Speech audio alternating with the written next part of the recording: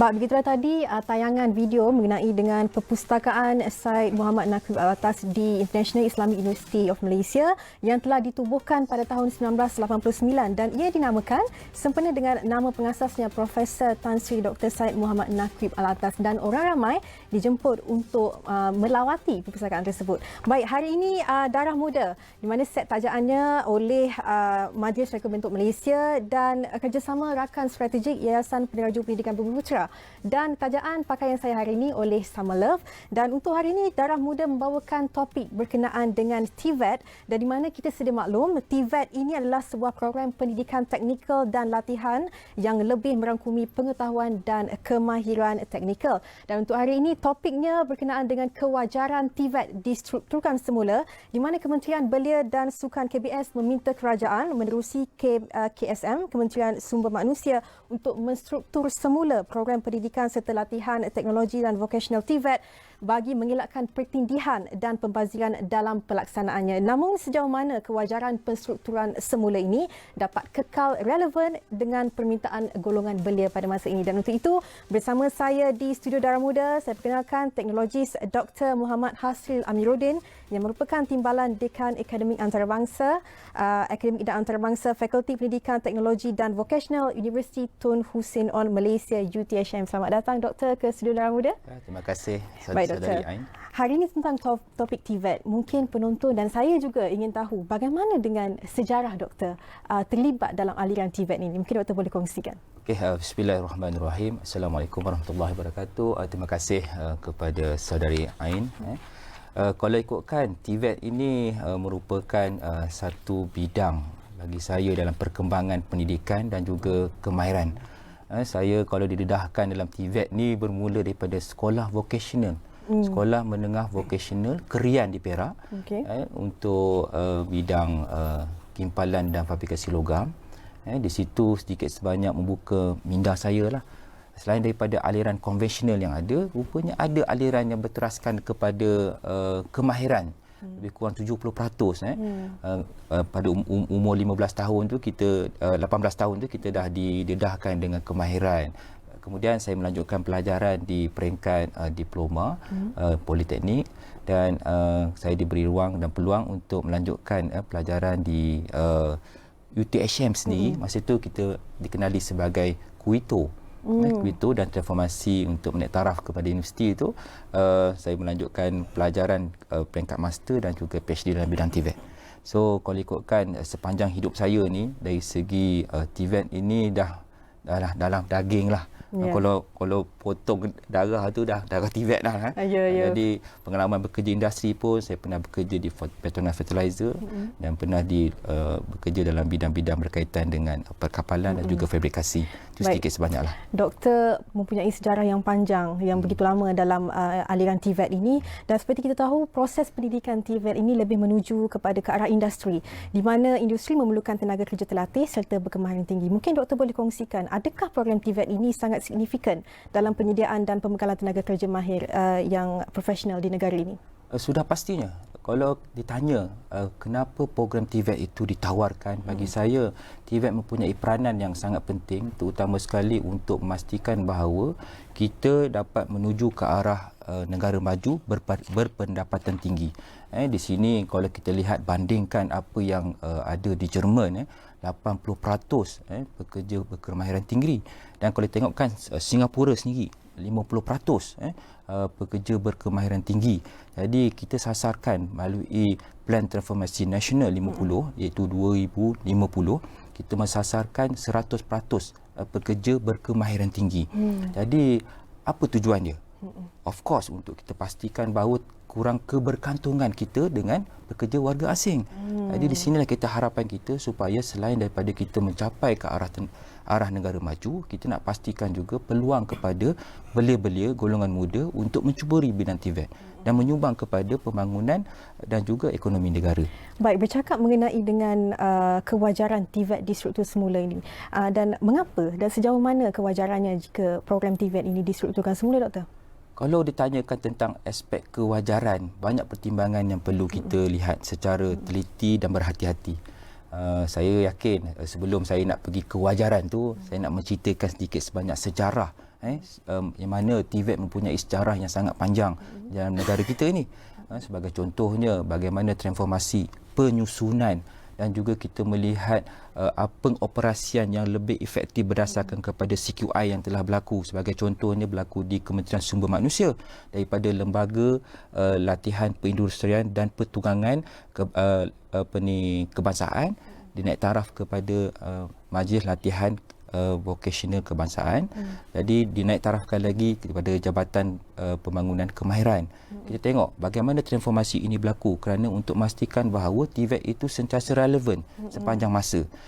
Bukan hanya Kementerian KSM, kita lihat juga berlakunya dalam konteks kementerian-kementerian lain. Sebagai contohnya Kementerian Pendidikan Malaysia, yang mana pelan transformasi vokasional yang melibatkan 80 sekolah menengah vokasional, sekolah menengah teknik dinaik taraf untuk menjadi college vokasional dengan menawarkan program diploma vokasional Malaysia, diploma vokasional Malaysia. Daripada dulu kita menawarkan program SPMV dan SPM, tapi kita tengok transformasi itu memberi kesan yang sangat signifikan. Selain itu juga MTON, peranan MTON yang mana selaku MTON untuk memberi advance TVET, memastikan bahawa pelajar-pelajar daripada aliran Diploma Kemahiran Malaysia, Diploma Vocational Malaysia untuk melanjutkan pelajaran di peringkat yang lebih tinggi, terutama sekali di peringkat ijazah. Jadi saya yakin dengan adanya transformasi ini sedikit sebanyak memberi kesan yang signifikan kepada apa yang kita lihat sebagai memenuhi penawaran yang ada di luar dalam konteks pekerjaan. Okey, Doktor. Baik, bagaimana pula dilihat dari sudut aspek penawaran program yang diperkasakan oleh TVET untuk memastikan program yang dicipta ataupun yang telah direka itu memenuhi keperluan industri dan implikasinya kepada golongan belia? Sudah pastinya kita melihat yang mana perubahan-perubahan ataupun program yang didesain itu melibatkan penlibatan industri secara aktif. Bukan itu saja, kita juga memastikan program-program yang didesain itu mempunyai marketable yang tinggi. Sebagai contoh, kita melihat apa yang telah ditawarkan oleh MTON sendiri, kalau saya boleh sebut, macam contoh di UTHM sendiri menawarkan program berbentuk work-based learning. Di situ kita memberi satu inovasi untuk memastikan bahawa program yang kita tawarkan ini sentiasa relevan dan diterima oleh industri, terutama sekali konteks kompetensi. Okey. Baik, untuk melahirkan seorang belia ataupun graduan TVET ini yang mampu bersaing di peringkat nasional ataupun di peringkat dunia, kita katakan dalam konteks ini, apa cabaran yang dihadapi dalam memastikan ekosistem TVET di negara ini relevan dan terbaik? Sudah pastinya cabaran itu ada. Kalau ditanyakan tentang apa yang saya impikan ialah berkaitan dengan realignment, penjajaran yang perlu dilakukan untuk memastikan kurangnya berlaku pertindihan di antara kementerian yang terlibat dengan TVET. Kita sedia maklum hampir 11 kementerian yang ada terlibat secara langsung dengan TVET. Itu tidak termasuk lagi pada agensi di peringkat negeri dan juga NGO dan juga industri sendiri yang menawarkan program TVET. Jadi itu yang pertama, untuk memastikan bahawa bajet ataupun pembelanjaan yang diperuntukkan itu benar-benar diberi kepada tempat dan keperluan yang telah disasarkan. Jadi apa yang saya harapkan dalam konteks cabaran ini, satunya ialah bagaimana kita nak pastikan bahawa badan ataupun badan koordinasi yang telah kita satu ketika dulu telah di-lead oleh industri, di mana badan koordinasi ini sangat penting dalam memastikan bahawa segala agenda berkaitan dengan TVET dapat dipantau berkaitan dengan kawal selianya, pengoperasian dasar dan sebagainya. Dalam masa yang sama juga cabaran untuk menyediakan tool equipment material yang seiring dengan keperluan semasa. Sebagai contoh, kita melihat sekarang ini keperluan dalam konteks otomasi. Otomasi melibatkan IoT, melibatkan blockchain, melibatkan artificial intelligence. Adakah kita dah bersedia ke arah itu dalam menyediakan tool equipment material yang sepatutnya? Dalam masa yang sama juga, bagaimana kita mereka bentuk program ke arah high tech high value dalam kita melihat bagaimana industri itu boleh sama-sama menyumbang, memastikan bahawa program yang didesain itu dapat diterima pakai. Okey, baik. Bagaimana pula dengan cabaran yang telah doktor sebutkan tadi, peranan institusi itu sendiri dalam menawarkan program teknikal dalam perkembangan dalam pembangunan TVET ni? Sudah pasti kalau kita lihat apa yang dah berlaku sekarang ini, saya pujilah industri dan juga masyarakat yang telah berubah persepsinya dalam konteks yang lebih positif, menerima program TVET ini bukan lagi program TVET pilihan kedua, tapi pilihan utama. Jadi ini disebabkan apa? Satu, visibility. Bagaimana kita marketkan program itu dan meyakinkan masyarakat dan juga industri bahawa program yang direka bentuk itu memenuhi keperluan, terutama sekali memenuhi penawaran. Okey, untuk kita melihat mismatch yang berlaku. Jadi penglibatan industri sekarang ini saya nampak aktif, terutama sekali berkaitan dengan menyediakan platform kepada pelajar-pelajar untuk pengalaman mereka sambil bekerja, sambil belajar. Dalam masa yang sama, mereka ini pun juga berpotensi untuk diserapkan terus dalam konteks pekerjaan. Dan sebab itulah kita perlu bersama-sama lah untuk melihat program yang berasaskan industri, work based learning, dan apprenticeship itu perlu dibanyakkan lagi. Baik, apabila doktor menyebut TVET hari ini menjadi pilihan utama, mungkin doktor boleh kongsikan transisi peralihan perubahan persepsi itu. Misal kata ibu bapa dahulu memandang TVET ini mungkin pilihan yang kedua atau pilihan terakhir kepada pelajar-pelajar lepasan SPM, dan sekarang perubahan itu jelas nyata. TVET itu menjadi pilihan utama. Mungkin doktor boleh kongsikan perubahan saya ini. melihat perkara yang baru sahaja berlaku baru ini, yang mana lebih kurang 9,000 lebih pelajar daripada qualified vocational. Apa yang telah diumumkan oleh YB Menteri Pendidikan sendiri, hampir 99.5% pelajar mempunyai graduate ability yang tinggi. Jadi di situ apa dia? Pertama ialah bila pelajar keluar saja, satu ialah pekerjaan. Jaminan Peluang, pekerjaan itu, jaminan pekerjaan. Yang keduanya ialah gaji yang setimpal, yang bermaruah.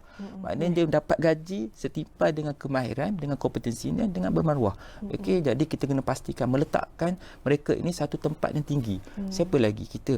Jadi itu yang peranan kita sebagai ibu bapa, perlu juga lah membuka ruang kepada pelajar, memberi pilihan kepada pelajar untuk mereka memilih TVET sebagai laluan utama mereka lah untuk melanjutkan pelajaran. Baik, apabila kita melihat dunia hari ini, doktor, mungkin saya ingin bertanyakan pendapat doktor.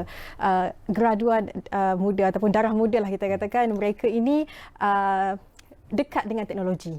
Dia merasakan mungkin ada yang memilih menjadi influencer itu sebagai satu kerjaya. Namun mungkin mereka ini jika diberikan didikan ataupun jika kita kongsikan kepada mereka bahawa terdapat peluang TVET itu untuk menjadi pilihan kerjaya mereka seterusnya. Apa pendapat doktor? Untuk menjadi influencer ni tidak ada masalah. Asalkan dia perlu ada ilmu, perlu ada kompetensi bidang yang diceburi. Sebagai contohnya dalam konteks dia design konten creator itu sendiri pun memerlukan kepakaran sebagai untuk market kan, bagaimana untuk menyediakan storyboard memerlukan satu kreativiti. Jadi di situ mungkin kita boleh lihat TVET itu berlaku secara formal dan juga tidak formal. Jadi bagaimana kita sebagai penyedia pendidikan, penyedia latihan perlu menyediakan satu platform yang fleksibel untuk mereka ini belajar. Mungkin tidak belajar secara formal tetapi boleh belajar secara informal dan secara mentoring dengan belajar dengan influencer lain, dengan melihat apakah strategi dia yang lebih berstruktur dan lebih signifikan memberi kesan kepada penjanaan kewangan, meningkatkan kepuasan bekerja mereka kan, sebab sekarang ni dalam gig ekonomi sekarang memerlukan bebas kan dalam pemilihan pekerjaan. Jadi mungkin salah satu pekerjaan baru yang akan datang ialah berkaitan dengan influencer dalam konteks content creator. Okey. Baik, sebelum kita bercakap langsung tadi, doktor ada sebutkan bila saya bertanya tentang anak muda, darah muda yang berkecimpung dalam dunia TikTok, dan doktor ada sebutkan tadi buat TikTok juga TVET. Mungkin doktor boleh elaborate lebih sikit maksudnya bagaimana tu? Dalam konteks multimedia itu sendiri, kita lihat secara ortodoknya, multimedia itu sendiri dalam kita membentuk storyboard yang saya dah sebutkan tadi, itu pun sebahagian daripada TVET yang memerlukan kemahiran. Bagaimana kita nak literasi dalam penggunaan teknologi berkaitan dengan aplikasi apps yang berkaitan. Jadi itu pun sebahagian daripada TVET. Jadi kemahiran perlu ada, ilmu perlu ada, dan of course minat. Saya melihat sekarang ini belia-belia ataupun generasi muda lebih gemar untuk memilih laluan mereka sendiri, dan sebab itulah kita perlu menyediakan platform yang lebih fleksibel dan juga dinamik supaya mereka ini bersedia dengan kita bersedia untuk menyambut mereka dan melayani, meraih, menyantuni apa yang mereka ada. Baik, mungkin doktor boleh kongsikan juga pendekatan dan usaha yang bagaimana perlu yang dilakukan untuk graduan ini supaya keluaran TVET ini, mereka ini berdaya saing, mampu mendepani dengan cabaran masa depan. Kalau kita lihat sekarang ini di peringkat stakeholder, pemegang taruh perlu memainkan peranan yang penting. Terutama sekali saya menyentuh sikit berkaitan dengan akta sebelum saya pergi menjawab itu. Kita ada akta 652, akta NASDA, kita ada akta 679, akta berkaitan dengan akreditasi. Jadi di sini sekiranya ada akta TVET yang lebih spesifik untuk menjamin kepada agenda TVET negara itu akan lebih baik, lebih terjamin. Jadi kita melihat bahawa perlunya ada akta yang lebih menyokong kepada program-program bersifat TVET itu sendiri. Kemudian kita melihat bahawa perlu ada realignment secara sederhana tetapi terkawal, yang mana kita untuk melihat apa-apa segala perancangan, bentuk-bentuk polisi yang ada itu dapat dirancang dengan baik, dapat meraihkan pandangan-pandangan daripada peringkat dasar sehinggalah ke peringkat operasi. Itu secara tak langsung kita boleh melibatkan industri lead body untuk memastikan bahawa kurikulum yang kita hasilkan di peringkat level sijil hingga ke level PhD itu lebih berkesan dengan ada laluan yang lebih baik. Saya rasa itu memerlukan penglibatan ramai pihak. Dalam penglibatan ramai pihak yang perlu bekerjasama bersama-sama untuk merungkaikan apa yang doktor ucapkan tadi. Dan mungkin untuk akhir ini doktor boleh kongsikan apa harapan dalam pemerkasaan TVET ini? Besar harapan saya sekiranya setiap graduan TVET ini mendapat kepuasan bekerja yang tinggi, mempunyai mendapat gaji yang setimpal, dan juga kualiti pekerjaan yang sesuai dengan kepakaran. Saya rasa itu sedikit sebanyak harapan saya yang saya boleh katakanlah. Dalam masa sama, bukan sahaja dalam konteks pekerjaan tetapi dalam konteks sambung pelajaran pun sama juga.